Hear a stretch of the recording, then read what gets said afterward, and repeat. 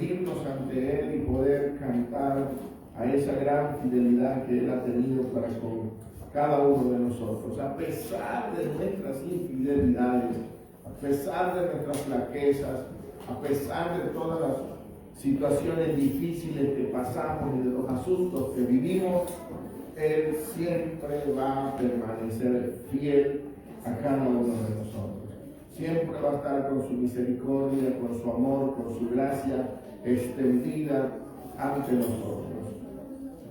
Qué maravilloso. Pueden tomar sus asientos, mis amados. Queremos bendecir la vida de los que hoy nos están mirando por medio de las redes sociales. Hoy, gloriosamente, nos está viendo mi amada y muy querida suegra.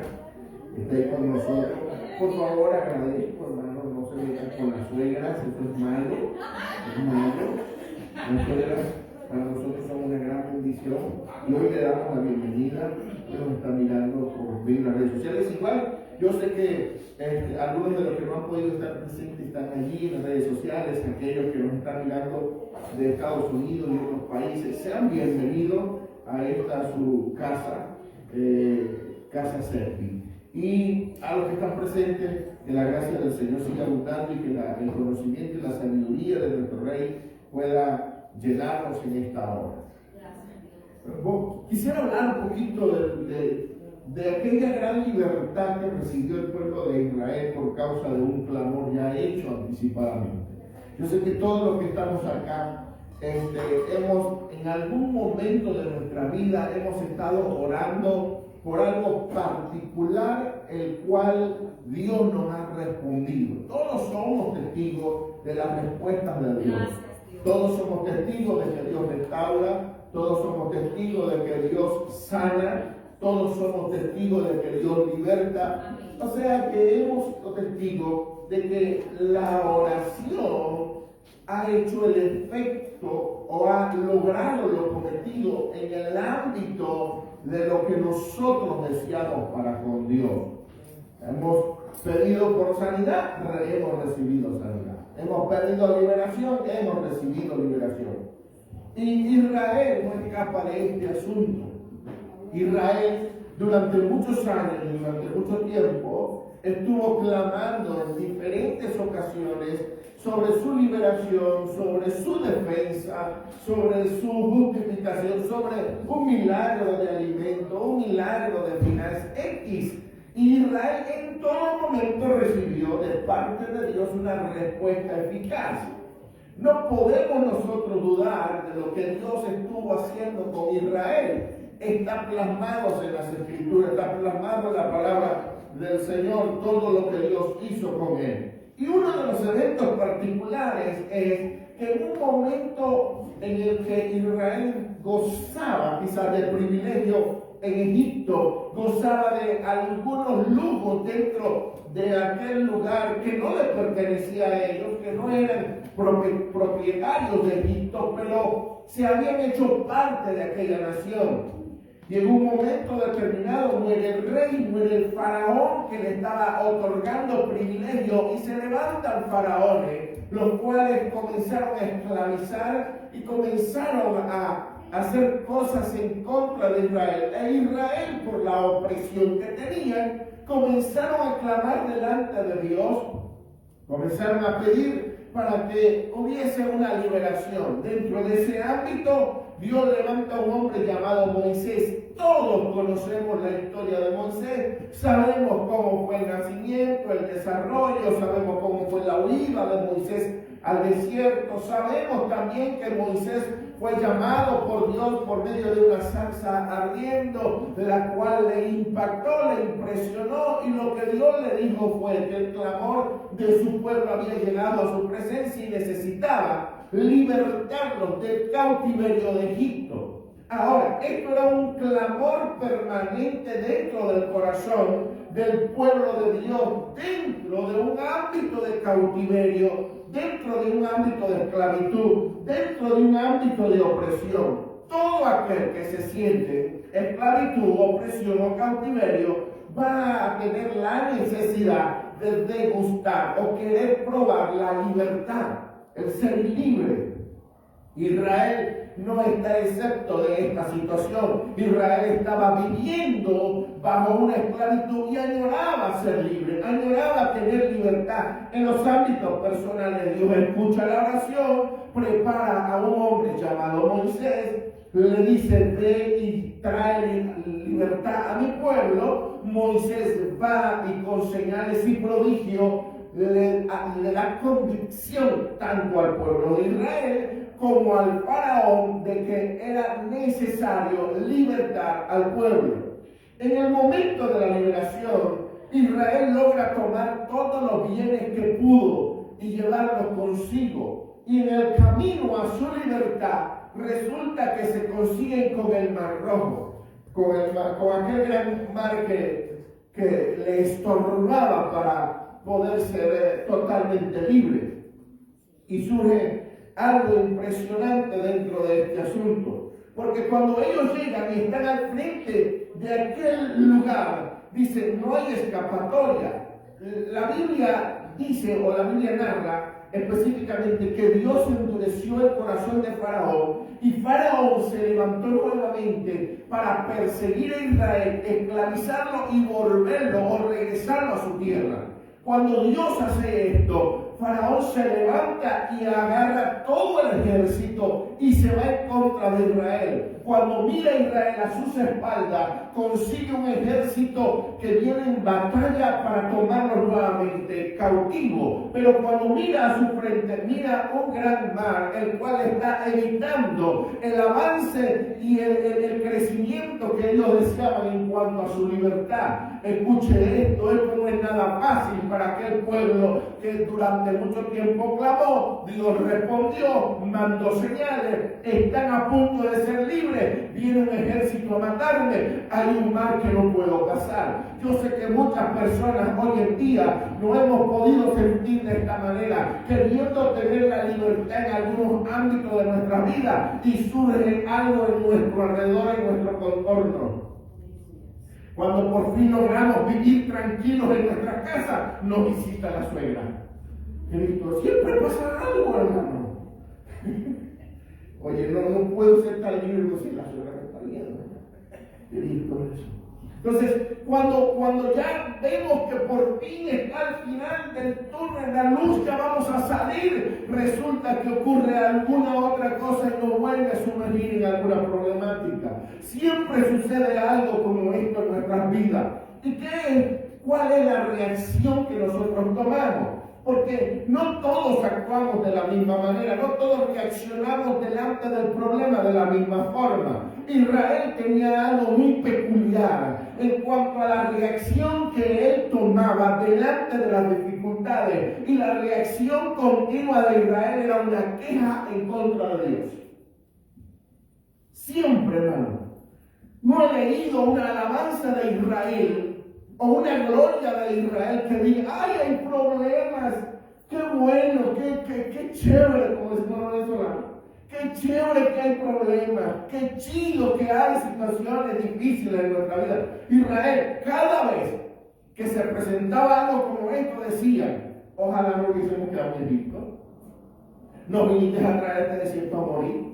En Egipto teníamos carne, en Egipto estábamos bien. Y yo quiero leerlo porque acá fue parte del principio de su hermosa libertad. Y cuando están al frente de la libertad, lo primero que ellos dicen: y dijeron a Moisés: no había sepulcros en Egipto, que nos has sacado para que muramos en el desierto.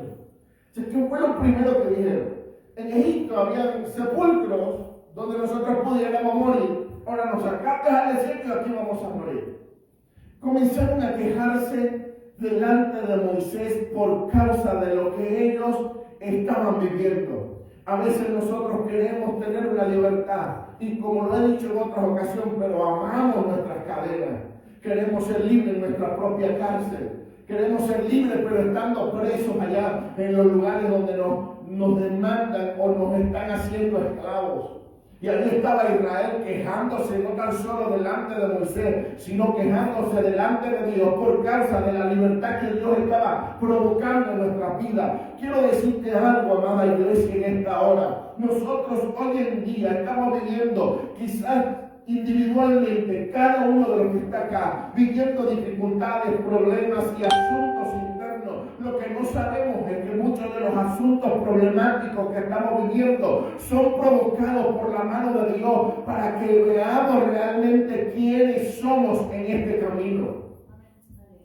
No sabemos quiénes somos hasta el día que se nos enfrenta una situación difícil. Y Dios estaba lidiando con un pueblo que estaba acostumbrado a vivir esclavo. Dios estaba lidiando con un pueblo que tenía un vicio de esclavitud dentro de su vida, tenía un vicio esclavística dentro de su pensamiento. Ellos decían, allá en Egipto teníamos buena sepultura, allá en Egipto podían enterrarnos en cualquier lugar, allá en Egipto podíamos comer carne, allá en Egipto podíamos hacer esto y lo otro, y hemos salido al desierto a buscar una libertad, y lo que hemos conseguido es la muerte dentro del ámbito. Ni siquiera habían muerto, pero ellos ya se daban por muertos. ¿Y cuántas veces no nos pasa eso? Todavía no estamos en la sepultura, ya nos hemos creído que estamos muertos. Todavía no hemos entrado a un hospital y ya nos sentimos hospitalizados. Todavía no hemos entrado a un ámbito de enfermedad y ya no estamos sintiendo enfermos. Simplemente porque el enemigo, simplemente porque nuestras cadenas, simplemente porque nuestros pensamientos nos dictan qué es lo que debemos hacer. Y esto es a causa de un vicio de siglos dentro de nuestro sistema, dentro de nuestro organismo. El sistema en el que hemos vivido es un sistema esclavista. El sistema en el que hemos vivido es un sistema de juicio. El sistema en el que hemos vivido, lo he dicho continuamente, es un sistema que solamente señala y juzga, no restaura, no trae vida, no trae gracia al corazón del hombre, solamente encierra y excluye a todo aquel que hizo lo malo.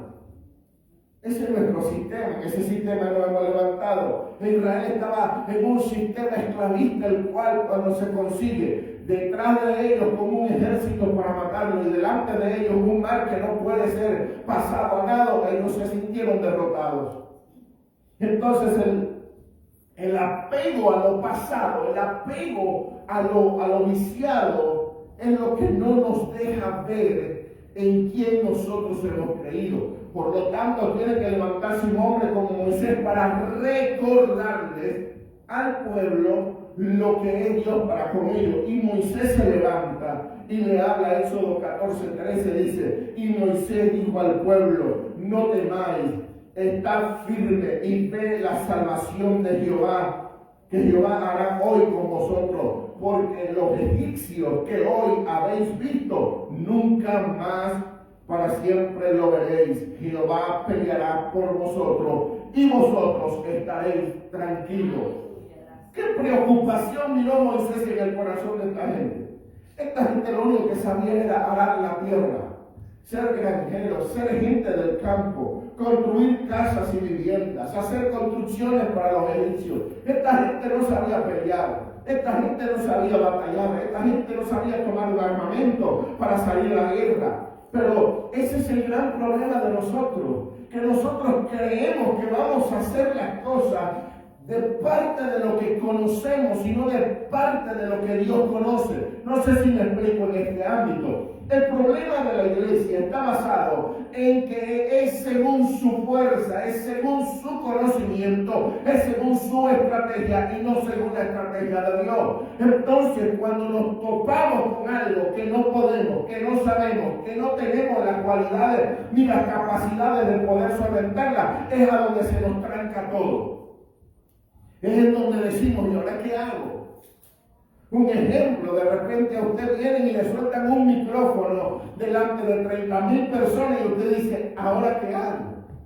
¿Ahora qué voy a hacer? Y de repente bajo su conocimiento usted no puede hacer nada. Bajo su intelecto no puede hacer nada. bajo su oratoria no puede hacer nada, bajo su estrategia no puede hacer nada, pero es aquí donde actúa la gracia de Dios, porque cuando nosotros no podemos hacer nada, es donde Él lo puede hacer todo. Es cuando a ti te sueltan en algún lugar donde no puedes hacer nada, es cuando Dios dice, ahora es mi tiempo de orar, ahora es mi tiempo de hacer. Es cuando nos sentimos encerrados que Dios dice, ahora yo me hago el grande en medio de ti. Es cuando tú tienes problemas y ya no tienes cómo resolver los problemas, que es cuando Dios se levanta y dice, ahora me toca a mí responder a tu oración, a tu clamor, a tu súplica. Y ese momento es cuando Dios se hace grande para con nosotros. En ese momento es cuando Dios se engrandece. Por eso Moisés le dije, hey, ahora ustedes van a estar tranquilos, reposen, no se preocupen. Jehová peleará por nosotros. Él va a pelear la batalla. El que no sabía pelear batalla era el hombre. El que sabía pelear batalla era Dios. Por lo tanto, lo que no sabemos nosotros, entonces le corresponde a Dios hacerlo. ¿Sí me explico en este asunto? Hay cosas en las que nosotros nunca vamos a ser eficaces. Hay cosas en las que yo no puedo ser eficaz. Yo no soy eficaz como un predicador. Entonces donde actúa la gracia del Señor, entonces donde actúa la misericordia de Él, y dice, no es la estrategia, no es que tú sepas hablar bien, no es que tú hayas estudiado, es que soy yo operando dentro de ti para poder expresar lo que yo quiero a un pueblo que te está escuchando. Es Dios en nosotros. Nunca será, jamás será lo que nosotros somos y lo que nosotros tenemos. Se metió otra predicadora por ahí, hermano, por favor, silencio. Dime que la pastora quiere predicar también y no la dejo. No fue ella. Entonces, ¿qué sucede, hermano?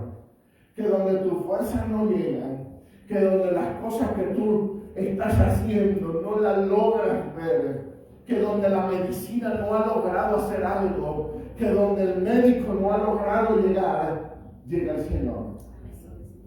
Ahí es donde Dios actúa.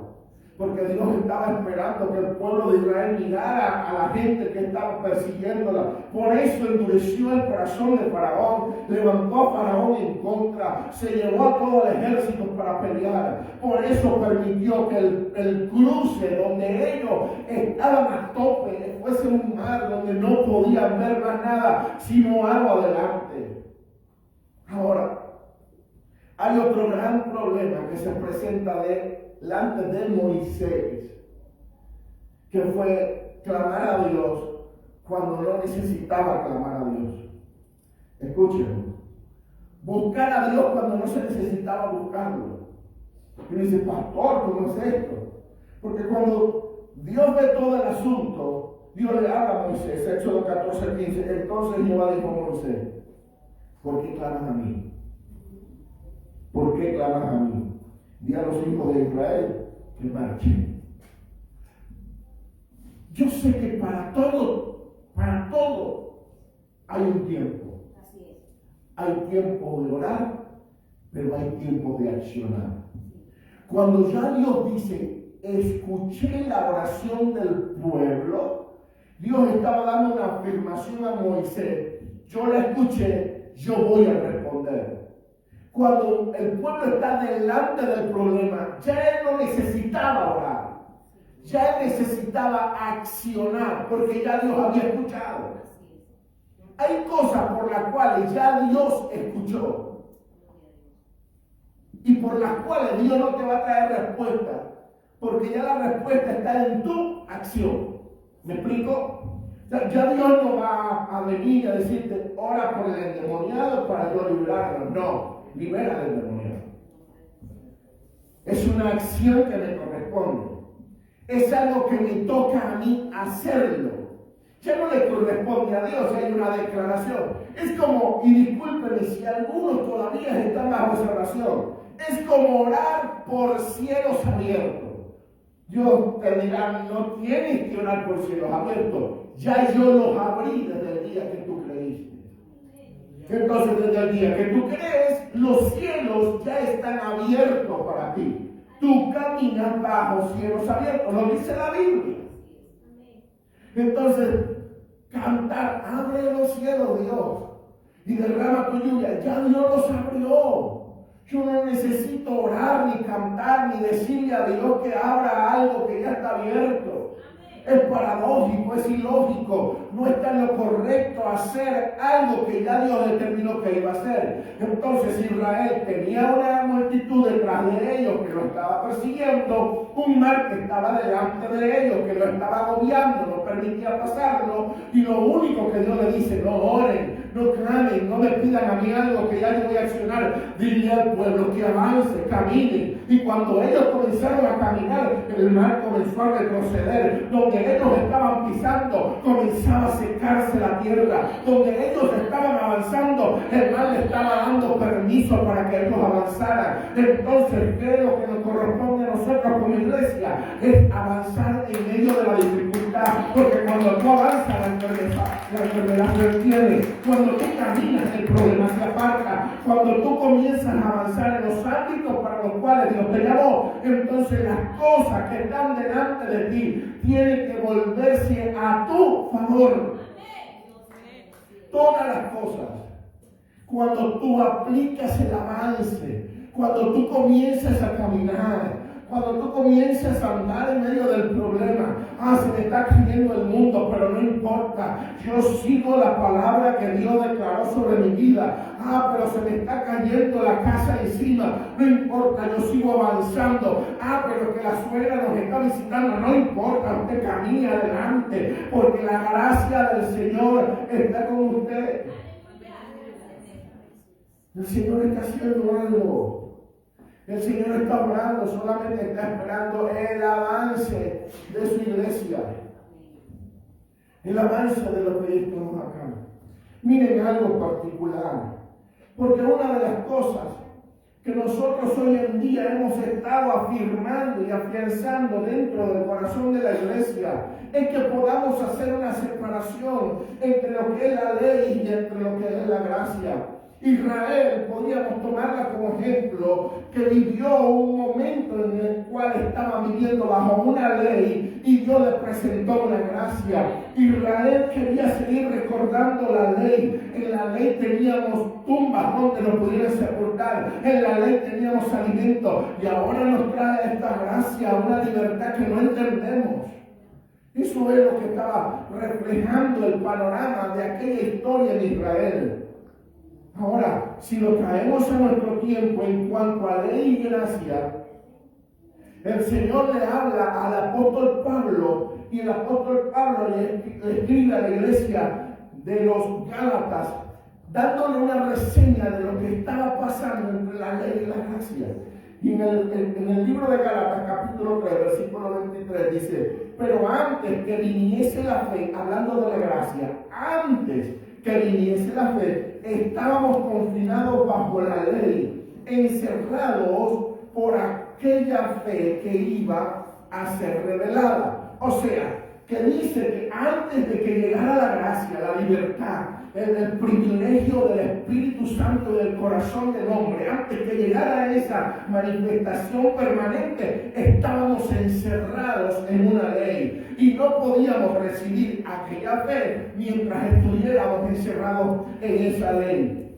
De manera que la ley ha sido nuestro ayo. La palabra ayo significa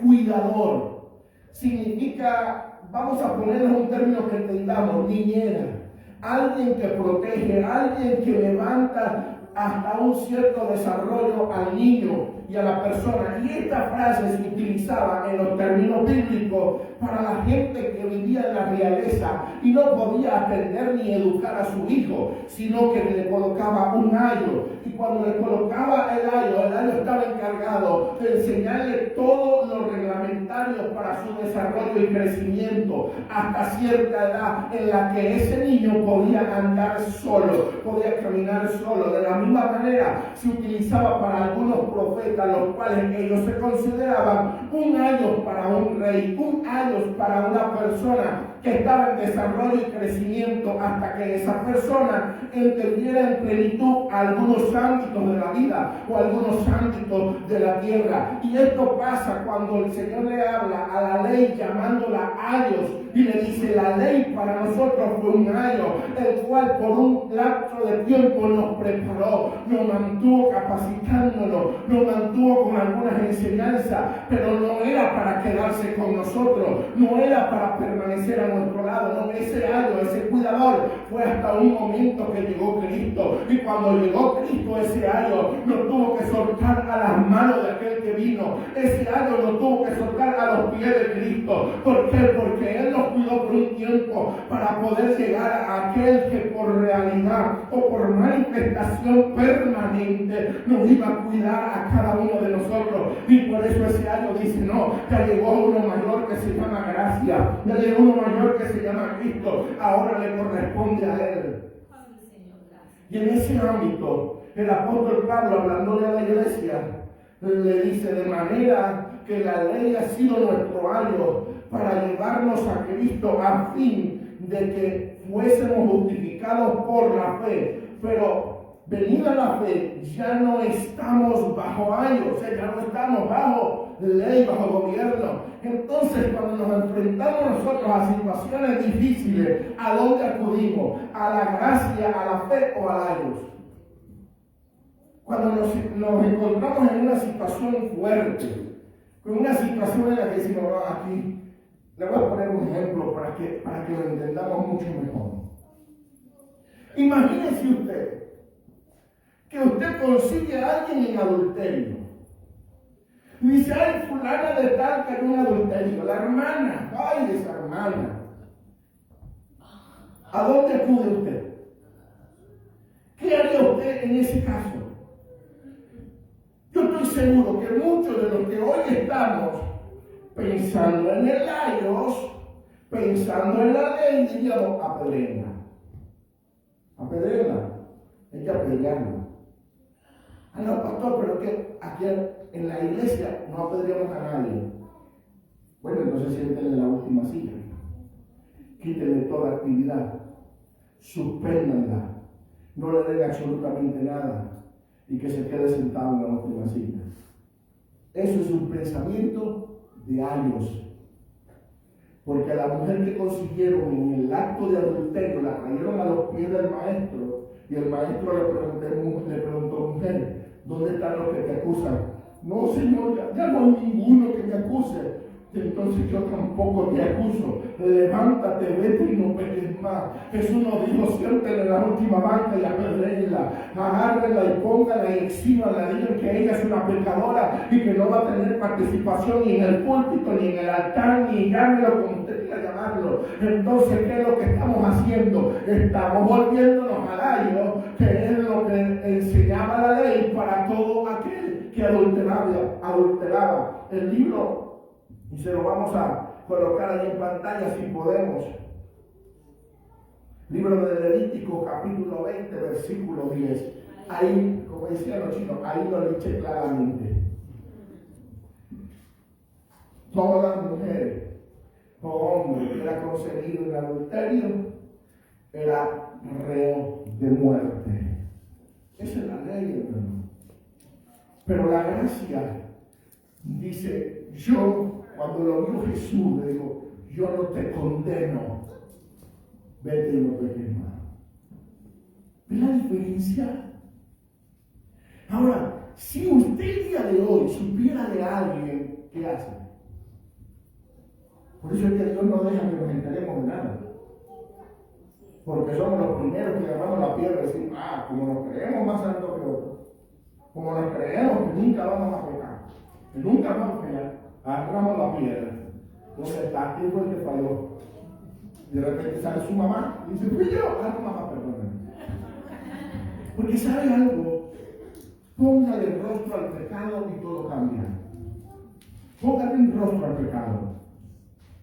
Todo va a cambiar cuando usted le ponga rostro al pecado. Es lo que le he dicho en cuanto a las enfermedades. Póngale un rostro a la enfermedad. Póngale un rostro y todo cambia. No está fácil, hermano, no está sencillo. Pecó mi hijo. Oh, misericordia. Misericordia. Pecó el hijo del hermano. No me puede tocar en alabanza. Fue un pecador. Ni un instrumento puede tocar. ¿Por qué? Porque está pecado. Entonces, ¿qué es lo que pasa cuando nosotros vivimos en el año? Cuando vivo en el año juzgo, cuando vivo en el año condeno, cuando vivo en el año señalo, cuando yo vivo bajo la cobertura del año, yo comienzo a mirar el defecto a las personas que están a mi alrededor, que usaste o no usaste, que te colocaste o no te colocaste, que te pintaste el cabello o no te lo pintaste, que una persona entró hoy en la mañana con el cabello corto y ahora se ve un poquito más joven que otra. Entonces comenzamos, y no se ríe, no es la hermana Rita, no piensen en ella. No piensen en esto, hermano. No. Entonces comenzamos a qué? Comenzamos a hacer diferencias entre quién hizo y quién no hizo, quién hace y quién no hace, quién pecó y quién no pecó. Ya no vivimos en la ley. En la ley lo único que hacemos es señalar y juzgar. La ley producía una luz para poder ver el pecado. La gracia, la luz se nos mete adentro para que veamos nuestro propio pecado, no el del otro. Esa es la gracia. Eso es lo que la gracia produce en cada una de nuestras vidas. ¿Qué pasaba en la ley? En la ley, si yo comía o me iba, imagínese usted que agarró y me voy a una fiesta del vecino que no nos quiere mucho y compró una cantidad de cervezas. Bueno, sí nos quiere bastante porque siempre nos promocionamos. Bueno, y que compró unas cuantas cervezas y me invitó para compartir una carne asada. Y yo voy y lo visito y comparto con él todo aquel asunto. Me ve el que vive bajo el año, ¿qué dice? Pastor pecador. Porque está en esa reunión mundana. Porque está compartiendo al lado de gente que está bebiendo aguardiente. Porque anda con esa gente pecadora e inmunda. Si me ven compartiendo, incluso, hermano, mucha gente señala y critica si usted va y se corta el cabello con alguien que es homosexual. No, ¿cómo te vas a cortar? Que alguien toque la santa persona que está ahí delante, siendo un pecador, no puede, hermano. No puede que no te corte el cabello a alguien que tiene una tendencia diferente a la tuya. Eso es vivir bajo el aire. Mire lo que dice las Escrituras cuando Jesús, libro de Marcos capítulo 2, versículo 15, aconteció que estando Jesús a la mesa en casa de él, muchos publicanos y pecadores estaban también a la mesa juntamente con Jesús y sus discípulos, porque había muchos que le habían seguido. Y los escribas, y los fariseos, y los evangélicos. Bueno, ahí me meto yo, no voy a decir que no, somos cristianos evangélicos. Viéndolo comer con los publicanos y con los pecadores, dijeron a los discípulos: ¿qué es esto? ¿Qué es esto, hermano, que está pasando aquí? ¿Por qué su maestro va y come con esa gente pecadora? ¿Por qué se sienta a comer a la mesa con esos inmundos? Eso es ley, hermano. Eso se llama ley. El que tú concibas críticas en tu corazón acerca de alguien que también alcanzó la gracia, eso es ley. Entonces al oír Jesús le dijo: los sanos no tienen necesidad de médicos, sino los enfermos. No he venido a llamar a justos, sino a pecadores. ¿Qué diferencia entre la ley y la gracia? La gracia se sienta contigo a pesar de que sea lo que tú seas. Eres loco, aunque seas suegra, la gracia se sienta contigo. Si eres suegra de alguien, la gracia todavía está contigo. No podemos negar ese asunto. Pase lo que pase en tu vida, la gracia siempre va a estar contigo.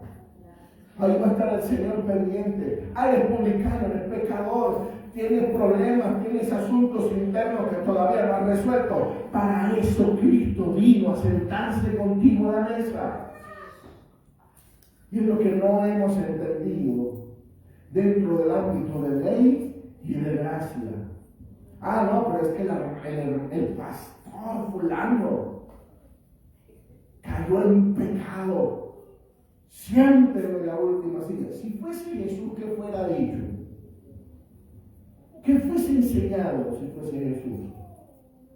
El hermano fulano está trabajando en un antro. Si fuese Jesús, ¿qué fuera dicho? Fuera dicho, esa es mi iglesia que se está metiendo dentro del antro para convertirlo a mí. Así es. Oh, pero es que no puede. ¿Dónde dice la Biblia que no? Esa es mi gran pregunta. Y quiero concluir ya con lo que escuché en una ocasión de un pastor que para muchos ese pastor andaba mal y todavía dicen que anda mal. Pero ese pastor dijo en una oportunidad, donde la iglesia evangélica no entra, ahí entraremos nosotros. Y donde la iglesia evangélica no quiere entrar, ahí entraremos nosotros. Y comenzó a hacer teatros al frente de bares, al frente de sitios de prostitución, en las discotecas comenzó a hacer evangelismo. Se fue en plena Semana Santa a las playas de Venezuela a hacer teatro, donde hay más cantidad de gente en las playas de Venezuela es en el tiempo de Semana Santa. Eso es demasiada gente. Y él dijo, ahí no hay ningún evangélico predicando, ahí lo metemos nosotros. Y usted veía las obras de teatro en medio de las playas, en medio de las multitudes, donde algunos tocaban tambor, donde otros estaban bailando salsa, donde otros estaban consumiendo licor, donde otros estaban consumiendo droga. Ahí estaba la iglesia en medio, dando un mensaje, dando una palabra. Entonces, esa paramita nada más, donde no entra la iglesia evangélica, ahí entraremos nosotros, rompió un esquema, porque a veces nosotros nos comportamos como escribas y como fariseos, que decimos, ¿quién es este? No es el maestro, no es tu maestro, y ahora está sentado en mesa de publicanos, en mesa de pecadores. Sí, el maestro se sienta con los que lo necesitan y no se sienta con aquellos que no lo necesitan. Por eso no estaba con los justos, que eran los escribas y los fariseos, estaban con los publicanos y los pecadores, que eran los que necesitaban de la palabra. Y vuelvo a repetírselo como se lo dije la vez pasada, aquí no hay un museo de santos, y para santos váyase a la iglesia que está en la esquina. Aquí habemos puros pecadores que necesitamos de la gracia del Señor, y esa gracia es la única que nos hace acepto delante del Padre, no hay nada. No es tu oración, no es tu sacrificio, no es tu ayuno, no es lo que tú haces que te hace acepto delante de Dios. Es la gracia, es la fe en Cristo, que por causa de Él está dentro de nosotros. Dios nos ha tomado y nos ha aceptado como sus hijos. De lo contrario, hoy no fuéramos nadie.